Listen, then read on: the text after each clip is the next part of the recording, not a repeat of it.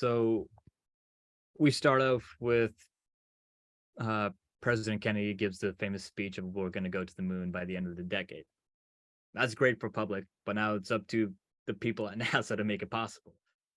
Mohammad Khan is an engineer by day, but a writer by night.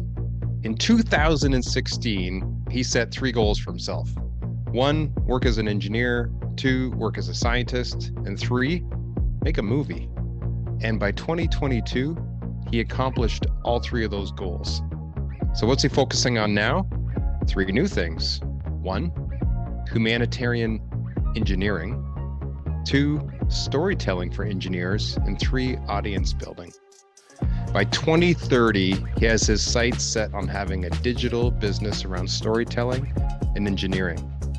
And he's here with us on the podcast today to share some of his favorite happy accident stories from the world of science. Mohammad Khan, welcome to the Happy Accidents podcast. Great to be here, Dennis. Yeah, I'm excited. I'm excited to have you here to share your favorite happy accident stories with us today. But first, I want to dig a little deeper into you and your background. You're an interesting guy. You like to say that you're a mechanical engineer by degree, but you don't have a degree in engineering. You have a degree in problem solving. Expand on that for me. Why do you say that? Yeah, I say that because at its core, all engineers are problem solvers. Someone once told me a joke that if you're working on something that you can't figure out, just give it to an engineer. They'll work on it and they'll give it to you. They'll either tell you it's possible or it's not. One of the things I've noticed is that as I went through my undergrad in engineering and now I'm working as an engineer, the degree kind of just gives you a starting point, but really after that, it's up to you of how you solve problems. So I've solved problems outside of the usual mechanical engineering realm of problems regarding computer science or material science. So it really doesn't come down to specifics on curriculum or education per se. It's but more on how do you tackle problems and how do you go about proving them in a systematic way that other people can understand. And so that's why it just comes down to you're just problem solving and you get paid to solve problems for people. Yeah, it's really, I went to a university for software engineering. So, it's really a way to think. They teach you how to think. They teach you how to problem solve. And now you're just applying it to different fields, right? Whether you're a mechanical engineer, software engineer, civil engineer, whatever. My son did physics engineering. They're teaching us how to think and problem solve. And those are transferable skills that you can take anywhere, right? But so now, actually, even in business, like you can expand that onto that. Like problem solving skill set, just as you mentioned, doesn't go away.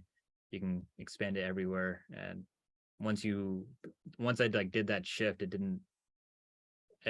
I jumped out of the box of engineering. Now it's just I solve problems, and wherever they go, that's wherever I go. So yeah, it's the approach to the problem that you bring with you and apply it, right? Exactly. So what about the writing and storytelling side of things? That's like left brain, right brain, very whole different realm that you're getting into there. Yeah, so it's pretty different. So I got started at least writing consistently back in 2020, where it was just one day on. Actually, I can name the date. It was February 10th, 2020, and I know that date because I remember the Oscars were playing that night, and I don't know if you ever seen the movie Parasite. It won the Best Picture for Oscar, and I don't know, for some reason that event just coincided with me getting the idea of I'm going to start writing weekly, and it was weekly fiction. So I just made that choice and then told 5 of my friends that I'm going to send them a story the following Monday in their email, and they all agreed to receiving that. And then I did that once, then I did that again for next week, and then I kept that going for 3 years straight while I was a second-year engineering student. And then once I built that habit up, I didn't want to stop, because writing, I think you've noticed too, that it forces you to put your thoughts in order. And with fiction in particular, if you can convince someone of this fake world you've made, you've gotten pretty good at convincing people of Yeah. ideas and stuff like that. So Yeah. the real kicker part is I don't read much fiction, but I do Mm, write it. I like right. pulling ideas from nonfiction and imbuing that into my fiction writing because I think it just makes it Right. better. Never liked it in movies where they would make up a fake situation just for the sake of the story. It's like, no, reality does still make things more interesting. Um, Yeah. It is interesting though, because there are a lot of formulas that can be applied to storytelling and writing, right? mhm. So you can still take kind of this engineer problem solving, way of thinking and apply it to storytelling. Do you do that, or do you take more of a creative, let me just sit down and see what flows approach, or? Yeah, so it really depends. I know when starting out, I just had that 1 week deadline. I knew you just had to get something out. So I just started off with write whatever you can get because the point is for you to put in those reps. But later on, there's a problem solving method to it where uh the, I call it the secret sauce of storytelling, which is you add structure to it before you start, or you just have that structure in mind as you keep going. So you know what points to hit as you're writing your story. The way I see structures, think of a skier going down a hill. They have those goalposts to hit. Your structure are each of those goalposts, and then your story is just the journey the skier takes from one to the Right, other. And so right, you're just filling in the gaps. So if you know each of those goalposts, then you can fill in the gaps with as much story as you want, so long as right, you hit those gaps. So adding right. that structure made it a lot easier for me to write faster, but then also write quality stories without sacrificing that. Yeah, so it's a great way of approaching it. Here's the framework. Mhm. Here's the goalposts or the boundaries that I need to stay within. In between those boundaries, let my creativity flow, right? Just Exactly. see Yeah. what comes out. Yeah, I like that. Um, and it sounds like you've been fairly successful. Recently, you published 3 anthologies on Amazon. Yep. I self-published 3 anthologies because one, I wanted to see if I could. Like I never self-published anything on Amazon before, and then two, I had 3 years worth of stories just gathering digital dust, and so like yeah, let's just make it official and put it on. Yeah, And I there you go. Yeah, I have the hardback covers with me. They're just somewhere else right now, but yeah, it was kind of cool to see uh, that they exist now, and I can show other people. That's uh, great. so Yeah, and you've entered some story competitions as well, yeah, correct? yep. And so there were some short story competitions where I've submitted to, and some screenplay competitions as well. So I've written short stories, screenplays, poems, and some memoirs. Kind of what kept me, like the most common question I get when I tell people I wrote fiction for 3 years straight was, how did you come up with that many stories? Um, what that is, going back to the engineering side, is like, well, how, you don't wait on inspiration, you got to recreate it. So how do you recreate that? I made my own creativity games to just get me thinking. So one of my favorite ones was asking my friends to give me 3 random nouns in one genre, and I write a story based on that. I And love it. so I love it. and so like one of my friends told me like, okay, fine, give me a crime thriller involving a raspberry bush, a polar bear, and a loaf of bread. And so like those those 3 nouns just have to be included in the story. They don't have to be the main thing, but they got Right. to be there somewhere. Um, and so I did it. It exists. It's in there. It's in one of It the. exists. it's, it's Love it. written. It exists in the anthology. So yeah, creating those creativity games is Awesome. helps you keep that momentum going. You're not relying on Right. inspiration to strike. Nice. So this new goal that you have by 2030, you want to have a digital business Yep. around writing. Where is that just another problem you want to solve, or what prompted this new goal of yours? Yeah. So I knew when I started writing, I guess, online back in 2023. So just about a year ago in January 2023, it was, um, that's when I pivoted to nonfiction writing. And I knew I wanted to have a focus on writing. I just didn't know how to go about doing that. And that problem that I wanted to solve was building a community and finding not just like-minded people, but interesting people to work with and work on projects together. Like if you're familiar with Mm. kind of like masterminds that people have had in the past, like Ben Franklin's Junto Group, or Yep. uh, Edison working with ooh, I'm drawing a blank, like Henry Ford and a bunch of other people, like they just had their own Right. masterminds. Just like I kind of wanted to build my own because, like, well, I think if you've kind of hinted in the beginning, like not a lot of people are engineers and writers. It's usually like one or the other. Are and so just having that community of people who are similar in style, where their aspirations are different, but they do want to solve interesting problems. Yeah. That's kind of the main goal of building that digital business and building that online presence. Love it. Yeah. So, Yeah. I mean, I just started my own mastermind group. It's the yeah, the Solopreneur Sandbox. So I know exactly what you're talking about. Just the idea of having a bunch of like-minded people coming together, learning together, growing together, sharing, cheering each other on. Like it's right now it's my favorite place to hang out. There's some great people in there sharing some yeah, great stuff. We bring in guest speakers, we learn together, we do hot seat calls, we do brainstorming sessions. It's just a ton of fun to do that in a community, right? So exactly, yeah. yeah, Because that's yeah, awesome. it's so easy. Like you've noticed too, like when you're on the entrepreneurship or digital business side, that to go at it alone because you're just online. You're not like a traditional business of like working in a group Yeah. of people. So yeah, having that mastermind communities is really helpful. It's massive. I mean, for me, I've noticed being a solopreneur can be extremely lonely. Mm-hmm. You can have um, you know, consultants or contractors or freelancers that you outsource work to. But Yeah. it's not the same as having partners and a No. team and collaborators, people to bounce ideas off of, people to go, hey, is this a good idea or is this Yeah. really dumb? Like, That is. and how can we make this better? And how can we so having a community of people who are in that together is a whole other level. So Definitely. yeah. Yeah. Well, you're the perfect guy to bring on the podcast today to share some stories, happy accident stories from the world of science. You're Mhm. blending your two passions, your interests together.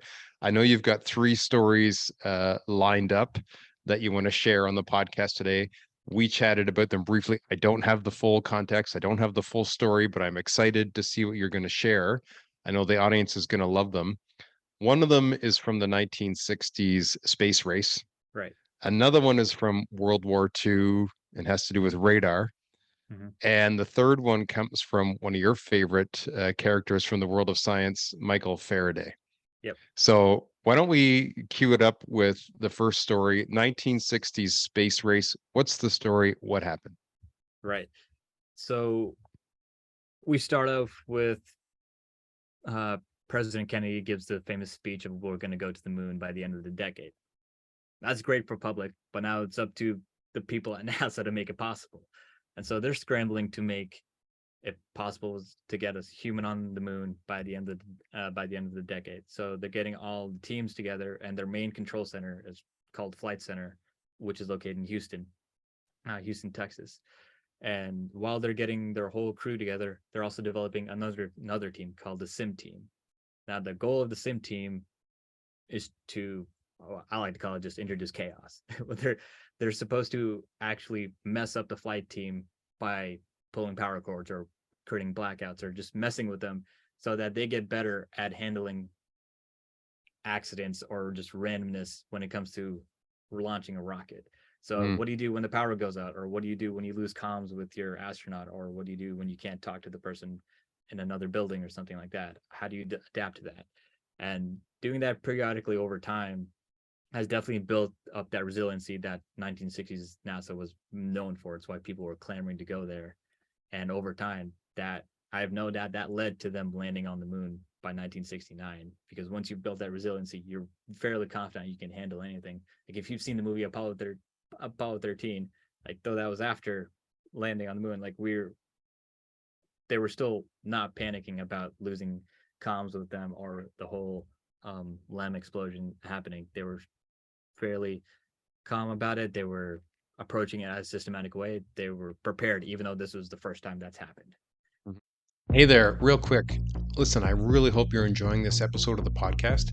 If you're listening on Apple or Spotify, do me a favor and give it a rating and make sure you're subscribed so you don't miss an episode. If you're watching on YouTube, hey, give this video a like, send me your thoughts in the comments, and make sure you're subscribed here as well. Okay, back to the show. Mm. So Yeah, just such a having, cool story. yeah, just introducing those accidents, just you Yeah, get better yeah. prepared for that. Yeah. Yeah. I recently had on the podcast author Matt Watkinson from the book Mastering Uncertainty. It's on my bookshelf behind me. He basically says, listen, the world is inherently unpredictable. As much as we don't want to believe that, we like things that are safe, we like things that are comfortable, we like things that fit in a box, we like our normals. That's just not reality. Yeah. There's so many things out there that you can't account for. Things are going to come out of left field, and it happens every day, all the time. So you can either fool yourself into saying, hey, I'll just follow this plan. As long as I have everything planned for, everything's great. Well, you can't plan for everything. There's so many factors outside of our control. So I love the fact that NASA said, yeah, we can't. As much as we want to have the perfect plan and we're going to have this all accounted for, things are going to happen Hmm. during a space shuttle launch that you just cannot predict. Let's get our astronauts prepared for that and build that muscle of, okay, this isn't unusual. We kind of went through that Right. in training. This happened, that happened. This, how do we react? And how do you allow your brain to not, go through all this anxiety and freeze up because, hey, we're used to having these unusual situations thrown at us. It's such a great approach to handling uncertainty. Yeah, it was a great. Yeah, it's exactly as you said. I got that story came from a really good book called Moonshot by Richard Wiseman. Mm, He's, I think, if I remember correctly, he's like a professor from the UK, I think in psychology. But the book was looking at the space race, specifically NASA and what they did and how you can pull like lessons on leadership and teamwork. And one of those was that sim team.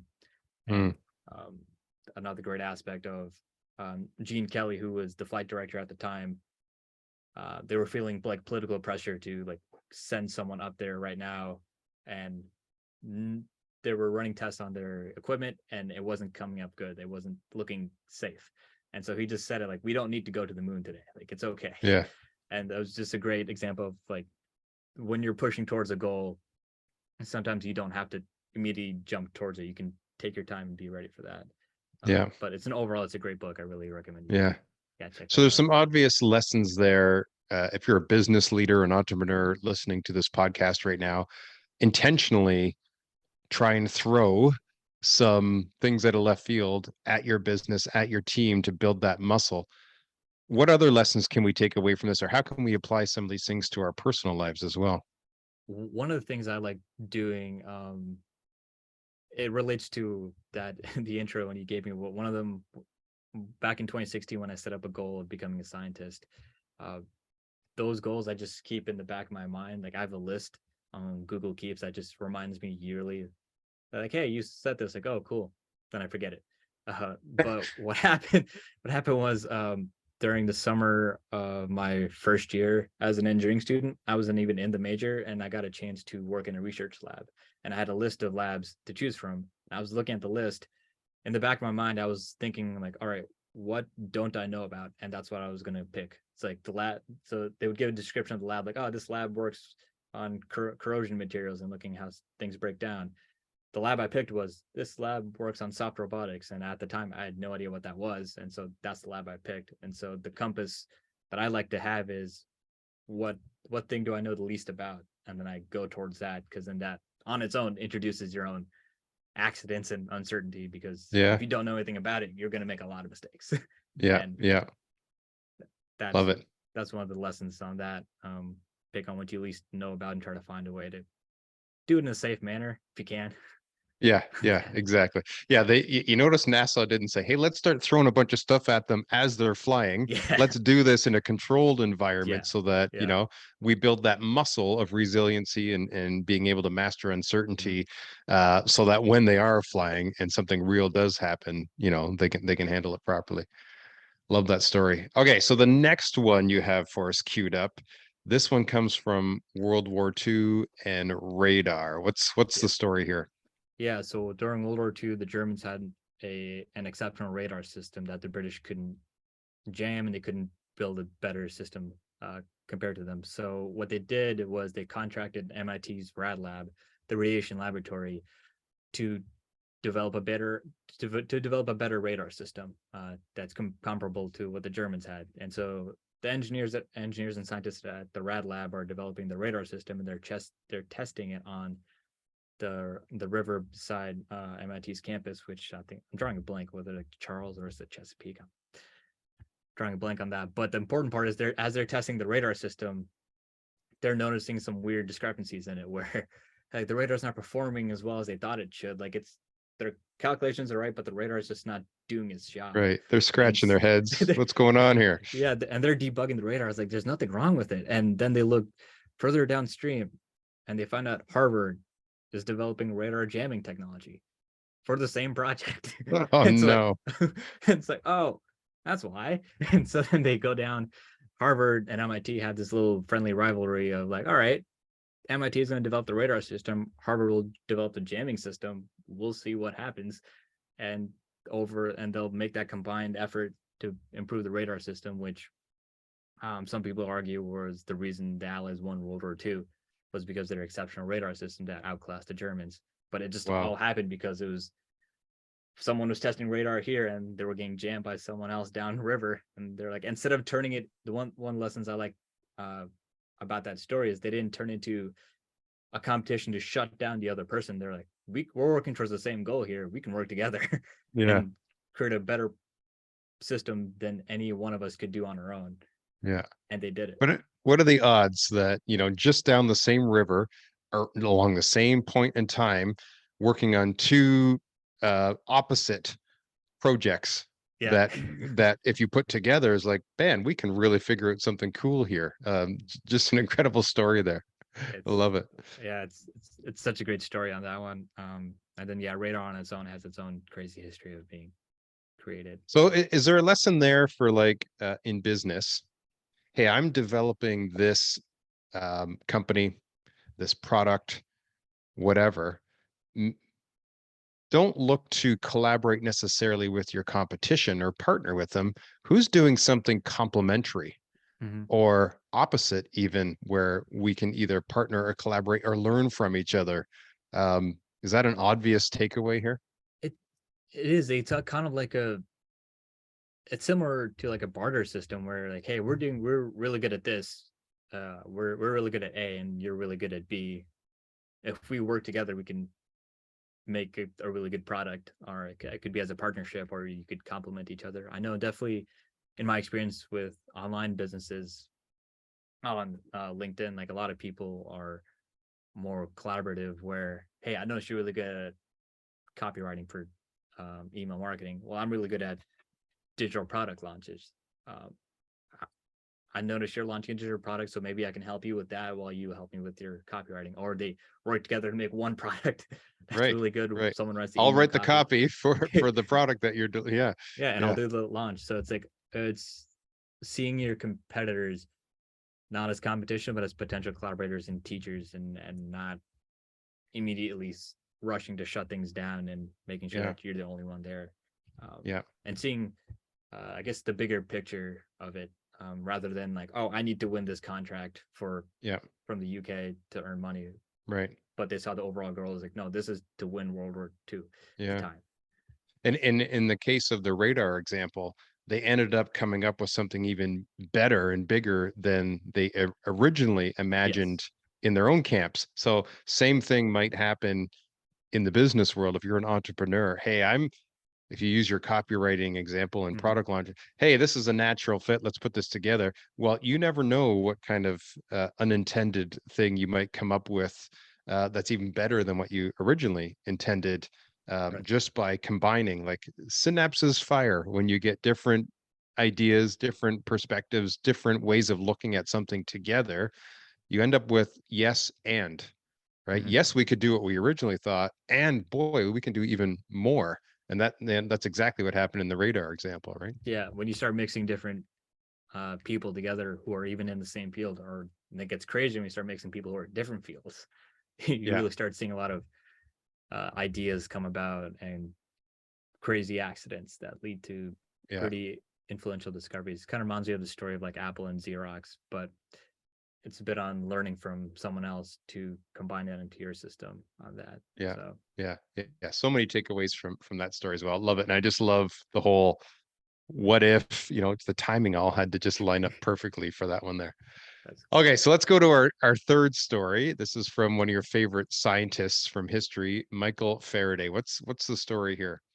yeah. So I'll try to keep it brief because I love talking about Faraday. So Faraday at the time was in his 20s working for a scientist named Humphrey Davy, who was famous in his own right in England in the 1800s. And so uh, Humphrey Davy tasks Faraday to look at how the Bavarians are making glass for their telescopes. And so the the glass used in telescopes are important for, of course, looking at mapping the night sky, but then also you can use that for routes for ships. And the better maps you get, the more accurate routes you can travel for commerce and for navigation. And so Faraday's tasked to look at how they're developing glass. He has a background in chemistry, so he tries recreating that as a chemical experiment, taking their glass and trying to recreate what they have.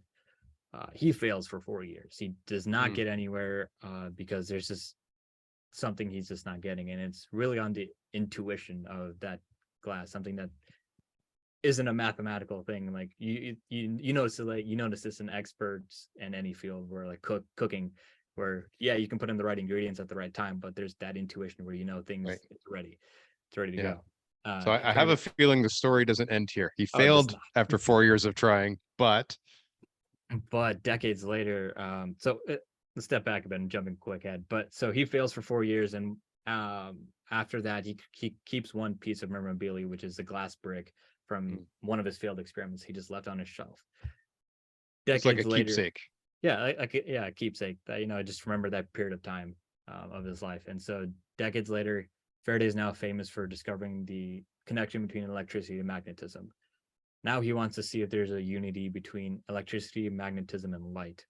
And so what he's doing is he set up an experiment that polarizes or isolates a single wavelength of light. And he wants to pass that wavelength of light through different materials to see if he can create a reflection of another object that's reflecting the light. And so he's testing liquids, he's testing solids, calcium carbonate, a bunch of stuff. Nothing's working until one chance moment. He grabs that piece of glass from decades ago, Here it puts it on comes. there, and he's able to see that reflection. And because of that, he records his experiment. He does more, and that experiment proved that there's a connection between light, electricity, and magnetism, which that single experiment and discovery led to multiple inventions, including fiber optic cables that now provide us electricity, power, and the internet. Also, with digital recording on using electricity and magnetism to store data on disks like CDs and solid state drives. So that single experiment just led to that, which is one of the reasons why I love Faraday because he's a really Oh, influential person. yeah. I But love I love that story too, because going back to our earlier discussion, it follows a very popular storytelling formula that is used in a lot of Hollywood movies and so on, which is kind of like, hey, at the start of the story, this person's mhm, trying this and trying this and trying this and trying this, and just, paints this picture of it's not working. It's not working. I keep trying the same thing over and over again. And it's just, and you paint this picture of here's today's state, looks like a failure. And then, but years go by. In this case, decades go by. And now there's a new part of the story, mhm. and boy, there's, totally forgotten about this whole thing that happened years ago. But then let's take this piece of glass, this memorabilia, inject it into today's story, and aha, that wasn't a failure. It actually was what led to the perfect piece in the new story today to unlock, the answer of today's story. And it's that perfect Hollywood script Yeah, of how this played out. yeah, it's like having what was a failure in the past might not be a failure in the present or even in the future, Yeah. depending on how you use it. Yeah, it's a great story on that. Um, a lot of great lessons from that. Where one of them that I like to take away is that uh, it's not a failure as long as you learn from it. Where in Faraday's Mm, case, he found a way to use that failure to lead him to go even further out, um, to do more discoveries and things like that. yeah. And so yeah, just failure is only final if you let it stay a failure and you don't learn from that. Love it. Love it. That's So we got three stories here. The 60s space race, World War II radar, Michael Faraday. Three amazing takeaway lessons. One, intentionally throw some uncertainty your way so you build that resiliency muscle and prepare yourself for the reality of the fact that the world is unpredictable. From World War II, we've got the lesson of, hey, collaborate with, like-minded but different people, and instead of going in separate paths, what could happen if you join forces and create something even better than both of you imagined? And then, of course, from Michael Faraday, like you said, it's not failure if you fail to learn something from it and utilize something from that experience. So, three amazing stories and three great takeaway lessons that we can all apply to our lives. I love it. yeah. And there are plenty of other ones in science. Science is filled with these stories like accidents. As you know, you've done stories on Yep. I share post-it them and all the time. penicillin. Yeah. In my Yeah. newsletter, on the podcast here, there's Yeah. science. It just seems to be like the perfect breeding ground for these happy accident Hmm. stories, and they make great stories, right? Yep. So I like to end every podcast with some fun stuff, just like I do in the newsletter, some fun facts, some fun things. There's some fun, cool stuff about you. I mean, we've already talked about some pretty interesting things about you, but you've been teaching yourself how to play piano recently, and you don't even know how to read sheet music. So that's got to be fun. What's that like right now? Yeah. So one of the things is like I've always wanted to learn piano, and so just this past December in 2023, I decided to, let's just do it. And so there was a cheap piano that was a foldable one. It was $80. Like that's all I need. I don't need the grand piano. And learning that is just watching like YouTube videos of people playing and just mimicking their finger placements and, Wow. and going about that. Sometimes you get lucky and there's a tutorial for that song or for that piece. Other times you don't. You're just watching someone press the keys at the time and you're just hoping to match it And mimicking them. with Yeah. that. Yeah. And so I've been doing that on and off and since December. I've been learning Scott Joplin's Maple Leaf Rag, which I got lucky that there was a tutorial for that. But even then, Mm, if you listen to that song, that song is crazy. wow. That's so do you plan on learning how to read sheet music, or is it going to be, I only know songs where I've memorized how to mimic the chords that the person played. uh, maybe someday I just want to learn one song down first, and then Right. because the reason I didn't start with sheet music is because not all the songs I wanted to play would have that sheet music available. Like Right. some of them, for example, if there were movie soundtracks, they might not have it, and so it comes down to either you learn it by ear, which is really a tough skill to learn if you're not a practiced musician, or you watch someone on YouTube play it and you Right. just imitate them. So I Yeah. decided it might as well get good at Wow. mimicking people. So this is not a new thing for you though. Like you like looking at, hey, there's a skill. I'm going to learn that. I think you shared with me, you taught yourself how to juggle. You taught yourself how to do a handstand. You taught yourself how to dance by watching Bollywood movies growing up. Like, this is like a recurring theme for you here. Yeah, and it just ties really back well to I'm not an engineer, I'm a problem solver. So Right. there's like something I want to do. All right, what's in my way to do that? And now what do I need to do to get over that hurdle? And so yeah, Right. it's a recurring theme that if there's something I want to do, we're just gonna solve whatever's in the way. And is it like the thrill of solving the problem? Is that what makes you want to do it? It's it, it's I would say it's a mix of both, like thrill of solving the problem that you get from anywhere. Like yeah, I overcame it, but then it's really cool to juggle. It's a lot of fun. And so just Yeah. you get that thrill of solving, getting over the hurdle, but then also you get the thrill of like, I did it. We can do this Yeah. now. And now you Yeah. can I got this new tool in my toolbox, this new and bag of yeah, tricks. and it came in handy one time I was babysitting a 2-year-old and a 1-year-old. I started juggling and it was spellbound for about like 4 hours Yeah, of course. Of until they had to course. go down to sleep. I Until they love put them it. to sleep. So yeah, Love it. it comes in handy at random points in time that you just never know Yeah. when. There you So go. You're a man of many talents now. Um, So the other thing I asked you to provide was one of your favorite quotes. Now you provided a whole bunch. I Yeah. think you provided like 6 or 7.